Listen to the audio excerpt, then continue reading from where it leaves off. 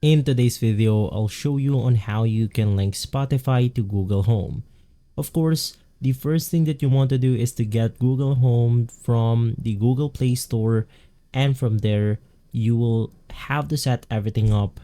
Basically, it will take you to your own dashboard on which you have to click on your profile icon at the top right corner of your screen, which will open up this window.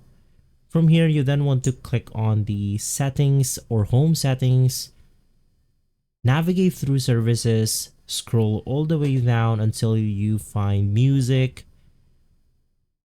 And basically inside this page, there will be the Spotify option. Click on the Spotify button and it will prompt you to log in your account and begin the link account process. And so just finish the step-by-step process right here and you should be good to go. If this video has been helpful, leave a like, subscribe, and follow Guide to Everything for more videos like this. Thanks for watching.